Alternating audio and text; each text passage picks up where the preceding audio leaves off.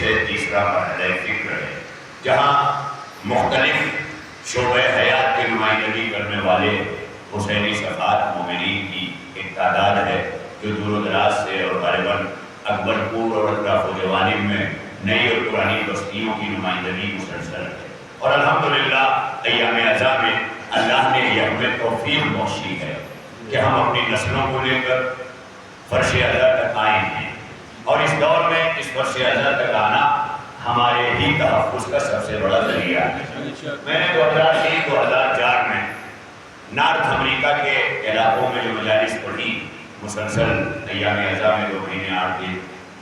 اس میں میں نے مختلف شہروں کے دورے کیے۔ ہر شہر میں میں نے غالباً معاشرے سے پڑھے، اور ہر جگہ جا کر میں نے یہ دیکھا کہ ہندوستان اور پڑوسی ملک کے شیعان حیدر کردار اور ماتمداران سید الشہداء کی بڑی تعداد اس علاقے میں 3 امام باڑے مرکزی شہر میں، اس کے آس پاس کے شہروں میں، یہ ساری چیزیں میرا مقصد قطعی طور پر اپنے ملک کا دورہ بتانا نہیں ہوتا، اور نہ ہی قطعی طور پر یہ سارے صفات خطابت میں اضافہ کرتے ہیں، بلکہ یہ بتانے کا مقصد صرف اتنا ہے کہ خدا کی قسم میں اس منبر کی قسم کھا کے کہتا ہوں کہ ایک نسل جو مائگریٹ کر کے ہجرت کر کے انڈیا سے پاکستان سے ان علاقوں میں پہنچی، انہیں عائشہ سے حیات ملی، بہترین گھر ملے، بہترین گاڑیاں ملی، بہترین رہائش ملی، بہترین نوکریاں ملی، لیکن نسلیں تباہ ہو گئی، نسلیں تباہ ہو گئی۔ ایک نسل وہاں کے لوگوں نے گنوایا ہے، یقین کریں آپ۔ میں وہاں کا کیپٹل، وہاں کی راجدھانی اوٹاوا گیا، تو جب اوٹاوا میں اپنی گاڑی سے اپنی رہائش گاہ سے عزا خانے تک کے لیے اتر کر میں نے جائزہ لیا، تو مجھے ایسا لگا کہ یہ کوئی نہ کوئی چرچ ہے، اس کی بناوٹ کے اعتبار سے عیسائی عبادت خانہ،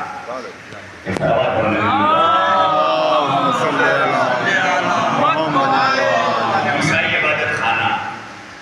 جائیے چرچ تو آج کانوینٹ کے سارے بچے جانتے ہیں،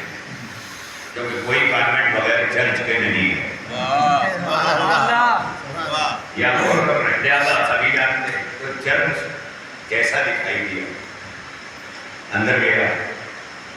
اندر بھی اسی طرح کا ماحول کہ جیسے صرف ایک تصویر ہٹا دی گئی ہو، کراس کا نشان ہٹا دیا گیا ہو، باقی وہاں شہر بنا دی گئی ہو، اس طرح کا وہ طرز عمارت مجھے بار بار متوجہ کر رہا تھا۔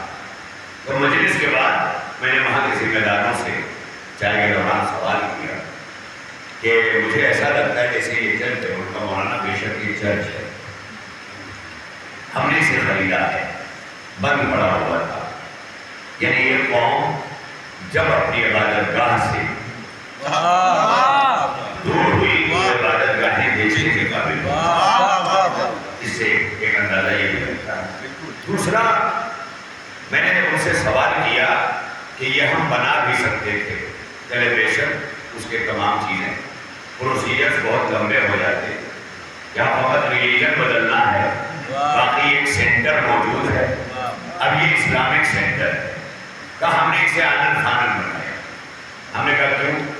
ان لوگوں نے سر جھکا کے کہا کہ ہماری ایک نسل یہاں آ کر تباہ ہو گئی، ہم دنیا میں لڑ گئے، ہمیں سب کچھ بہت اچھا ملا،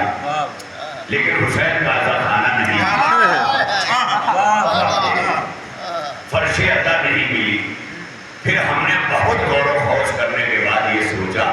کہ اگر ہمیں یہاں اپنی تشخص کے ساتھ، اپنے مذہبی پہچان کے ساتھ اور اپنے مذہب کے ساتھ رہنا ہے تو ہمیں عزا خانے بنانے ہوں، اور بنے عزا خانے ہر طرف۔ اب نتیجہ یہ ہے کہ انڈو پاک کے بہتر سے بہترین علماء خطبہ وہاں جا رہے ہیں، اور لوگوں میں اس قدر اشتیاق ہے کہ 200-400 کلومیٹر ڈرائیونگ کرتے ہوئے لوگ عزا خانے پہنچ رہے ہیں۔ اس تصور کے تحت پوری آشائش کی حیات دنیا مل گئی تھی، مگر پھر بھی افسوس اس بات کا تھا کہ ہم نے حیات دنیا پہ اپنی رضا ظاہر کر دی تھی، اس کے نتیجے میں نسلیں تباہ ہوئی۔ تو میاں تباہ ہوتے ہوئی نسلوں کو جب عزا خانے نے بچایا تو پہلے ہی سے पढ़िए मेरे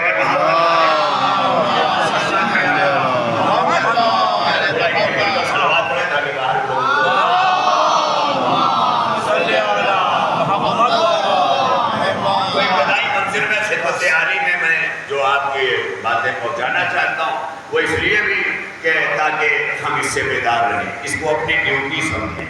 हम चाहे जितनी बड़ी पोस्ट पे हो जाएं,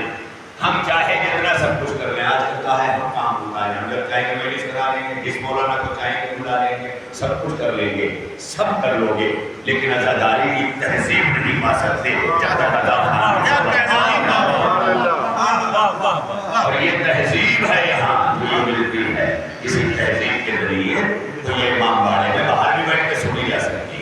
बाहर मजलिस मिलेगी, मजलिसी तहजीब नहीं मिलेगी, उसके लिए फर्श अदा तक आना होगा। और जब तक तहजीब नहीं मिलती मजलिस सुनी तो जाती है, रुकती नहीं,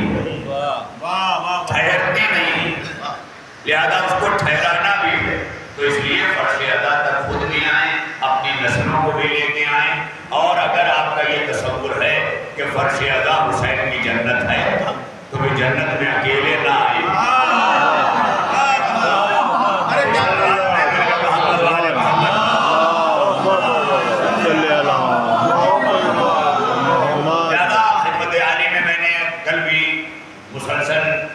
जिस आयत वाक़ई हिदायत को अपना सरनामे सुखद करार दिया है, जिस आयत को रोज़ाना शरफ़ तिलावत हासिल किया है, ये कुरान मजीद के सूरत आल इमरान की आयत नंबर 85 है, जिसमें इरशाद जनाब हदियत हो रहा है, इरशाद परवरदिगार हो रहा है। ज़ाहिर है अल्लाह का कलाम है, अल्लाह का मीज़ान है, अल्लाह का निज़ाम है, अल्लाह का निज़ाम हिदायत है, अल्लाह की तरफ से आया है, अल्लाह की किताब है, बहुत सारी चीज़ें हैं। ये कुरान ये बड़ा वज़नी है, ये इतना वज़नी है कि अहले बैत के मुकाबले में पल्ले में रखा है। इसको कम वज़नी न समझें, खुदा की कसम, खाली हजरत अब्बास की कसम खाते हुए न डरें, बल्कि कुरान की कसम खाते हुए इतना हल्का न समझें कुरान को। और अगर कुरान बगैर अहले बैत समझा है तो किसी मुफ्ती, मौलवी, रावी, मुहद्दिस उसके जरिए समझा है, जबकि अहले बैत समझे ही नहीं जा सकते बगैर कुरान के, कुरान समझा ही नहीं जा सकता बगैर। ये रसूलुल्लाह ने गारंटी दी है, ये कहा है, आगाह किया है कि ना कुरान समझ पाओगे बगैर अहले बैत के, ना अहले बैत समझ पाओगे बगैर कुरान के। तो अल्लाह का ये शुक्र है कि हम जिन अहले बैत को मानते हैं उसे किसी मुअर्रिख ने नहीं पहचानवाया है, उसे या कुरान ने पहचानवाया या मोहम्मद मुस्तफा ने पहचानवाया। मिल के सारे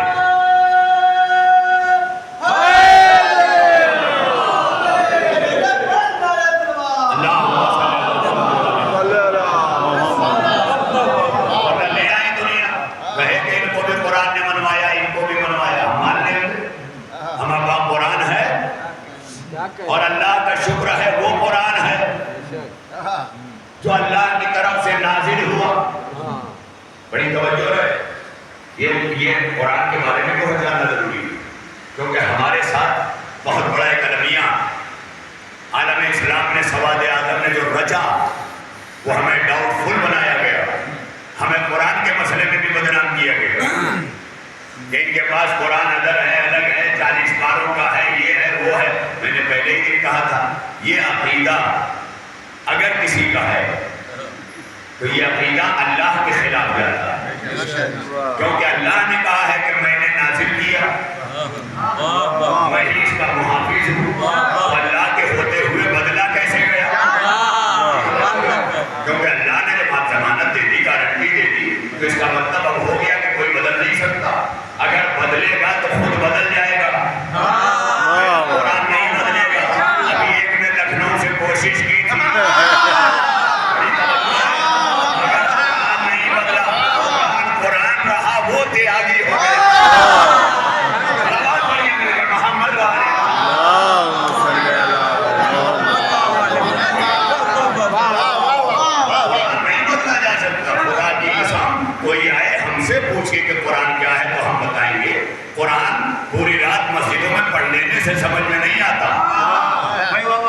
اس لیے کہ رسول اللہ نے واضح کر دیا، قرآن آیا ہی نہیں تلاوت کے لیے، پڑھتے جانا کرتے ہوئے کوئی سمجھ ہی میں نہ آئے، وہی قرآن کہہ رہا ہے مجھ میں غور کرو، افلا یتدبرون القرآن، قرآن آیا ہے غور کرنے کے لیے، قرآن آیا ہے فکر کے لیے، تو اب قرآن میں فکر کرنا ہے، جو قرآن میں فکر کرے گا اس کے وجود میں بھی انقلاب آئے گا، جو اہل بیت میں فکر کرے گا جو اثر قرآن کا وہی اہل بیت کی، عصمت قرآن کی وہی اہل بیت کی۔ آپ بھی کہتے ہیں ارے مولانا قلب سعدی صاحب کتنی بڑی شخصیت، ہندوستان کی پوری حیات، آل انڈیا مسلم پرسنل لا بورڈ کے نائب صدر، جب آپ کی وفات ہوئی، آپ کے انتقال قبرال پر مختلف اداروں کے، بڑے بڑے دارالعلوم کے، بڑے بڑے مکاتب فکر کے خطوط تعزیت آنے لگے، اور اس تعزیت میں نے دیکھا دارالعلوم دیوبند کا فارغ ایک ناصری مولانا، اس نے فوراً کہا کہ قلب سعدی صاحب کے لیے دعائیں مغفرت کرنے والے سوچ لیں، اور پوری 11 منٹ کی ویڈیو اپلوڈ کر ڈالی، اور یہ کہہ کر کے کہ صاحب یہ وہ ہیں جو نبی کے بعد اہل بیت کو معصوم مانتے ہیں۔ ارے ہم جو نہ مانے معصوم، اپنا عقیدہ چیک کرو، جب نبی نے کہا ہے دونوں برابر کے ہیں، تو یا تو قرآن کی عصمت کا انکار کر دو، یا تو قرآن کی عصمت کا انکار کر دو، تب اہل بیت معصوم نہیں ہے، اور یا اہل بیت کو معصوم تسلیم کرو تب قرآن معصوم ہے۔ اگر پہلے ہی آیت میں مسلمانوں کو سورہ بقرہ کی اللہ یہ کہہ رہا ہے ذالک الکتاب لا ریب فیہ، یہ وہ کتاب ہے جس میں کوئی شک نہیں ہے، انی تارک فیکم الثقلین، یہ ثقلین کیا بتاتا ہے؟ کیا مولوی گھاس بھوسا کھاتا ہے مدرسے میں؟ عقل نہیں ہے اس کے پاس، اگر عقل ہے بھائی مرغ کھا رہا ہے، مسلم کھا رہا ہے، نہ جانے کیا کیا کھا رہا ہے، پوری قوم مولوی کھا رہا ہے، کم از کم کھا رہا ہے نا، گھاس بھوسا چبا نہیں رہا ہے، گھاس بھوسا چبا رہا ہوتا مولوی تو ہم یہ سمجھتے ہیں کہ بھائی آپ میں سے پیدل ہے، لیکن کھانا کھا کے بتا رہا ہے ہم اپنے لے کے پیدا ہوئے، تو جب اپنے لے کے پیدا ہوئے ہو تو ثقلین کی ذرا عربک گرامر سے مجھے ترتیب بتا دو، ثقلین ہے کیا؟ عربی میں یہ ثقلین کی لفظ کیوں استعمال ہوئی؟ ورنہ وزن، رسول اللہ نے کہا میں 2 وزن چھوڑ رہا ہوں، اب دیکھیے اب اس کا ترجمہ یہ بھی ہونے لگتا ہے برابر کا وزن، تو برابر کا وزن بھی ترجمہ ہے، اور یہ ترجمہ اس وقت کیا جائے گا جب عربک گرامر سے گزرا جائے گا۔ برابر کا وزن کیوں کہا؟ عربی میں اور سنسکرت میں یہ 2 لینگویج ایسی ہیں جہاں پر ایک وچن کے بعد 2 وچن بھی آتا ہے، اسے عربی میں تثنیہ کہتے ہیں۔ تثنیہ یعنی جو صیغہ 2 کے لیے استعمال کیا جائے مگر وہ 2 اتنے برابر کے ہوں کہ ان میں کہیں سے کوئی فرق نہ ہو، یعنی اگر ایک مرد ہے ایک عورت ہے تو تثنیہ نہیں بنے گا، دونوں مرد ہو تو تثنیہ بنے گا، بڑی توجہ ہے، ایک عقل مند ہو ایک پاگل ہو تو تثنیہ نہیں بنے گا، دونوں عقل مند ہو یا دونوں پاگل ہو، تثنیہ یعنی 2 برابر کا، اس کے لیے جیسے 2 برابر کے رشتے ہوں تو تثنیہ کیا استعمال ہوا؟ الگ الگ، یہ والد ہے یہ والدہ ہے، لیکن جب تثنیہ استعمال ہوگا تو کہا جائے گا والدین،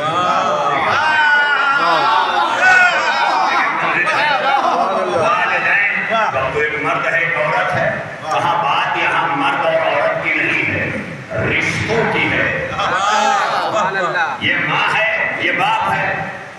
اور دونوں اتنے برابر کے ہیں کہ تم فرق نہیں کر سکتے۔ ہاں یہ فرق کر سکتے ہو، ابا کا جہاد رشتے حلال کمانا ہے اور اماں کا جہاد گھر میں نسل بچانا ہے، جگہ بدلی ہوئی ہے مگر ہے دونوں برابر کے رشتے، اور اگر برابر کے نہیں ہے میں ممبر پہ بیٹھنا چھوڑ دوں گا، اسے عربی گرامر سے نکال دو کہ والدین کی اصطلاح غلط ہے، کہا نہیں مولانا، والدین کی اصطلاح والدین کا صیغہ تثنیہ یہ بالکل غلط نہیں ہے، اس لیے کہ دونوں برابر ہیں. بڑی توجہ ہے. تو پھر کوئی شخص کھڑا ہو گیا کہ مولانا اللہ کے رسول کی بارگاہ سجی تھی, اصحاب سے مجمع چھلک رہا تھا, ہمیشہ بارگاہ صحابی سے چھلکی, جو سامنے بیٹھے ہیں ان سے چھلکتی ہوئی نہیں دیکھی گئی, جو ہاتھوں پہ اٹھا ہے گوش پہ بیٹھا ہے. یہ ہمارے لیے نماز فکریاں ہیں, آگے گئے منزل. لہذا اب یہ کہہ دیا کہ اللہ کے رسول کی بارگاہ میں ایک سائل نے سوال کر لیا. یہی جو میں ڈسکس کر رہا ہوں, جس پر گفتگو ہو رہی ہے, اس پر سوال کیا اللہ کے رسول یہ ہمارے والدین ہیں, اور اسی لیے دیکھیے ایک اور بھی صیغہ استعمال کروں, رب ارحمہما کما ربیانی صغیرا. یہ دونوں رب ہیں. اب دیکھ لیں, یہ دونوں رب ہیں, چھوٹے رب ہیں, مگر ان کے اندر ربوبیت ہے. بڑی توجہ ہے. اسی لیے ان کا مزاج ربوبیت والا ہوتا ہے کہ یہ نالائق کو بھی پال لیتے ہیں. بڑی توجہ ہے. جیسے اللہ نالائق جیسے فرعون جیسے کو پال لیتا ہے, یہ بڑا رب ہے, وہ بڑا رب ہے, تو جس کے اندر ربوبیت ہوتی ہے نا وہ پال لیتا ہے. بڑی توجہ ہے. ماں باپ پال لیتے ہیں. تو اب اللہ کے رسول کی خدمت میں حاضر ہو کر کے سائل نے سوال کیا اللہ کے رسول دونوں برابر ہیں؟ کہا دونوں برابر ہیں. کہا بالکل برابر ہے؟ کہا بالکل برابر ہے. کہا کوئی فرق نہیں؟ کہا کوئی فرق نہیں. تو اب سائل نے سوال کیا اللہ کے رسول اکثر ایسا ہوتا ہے, اور یہیں سے یہ بات بھی پتہ چلتی ہے کہ اگر دو خدا ہوتے تو کیا ہوتا, یہی ہوتا نا, لیکن انہیں خدا نہیں کہا.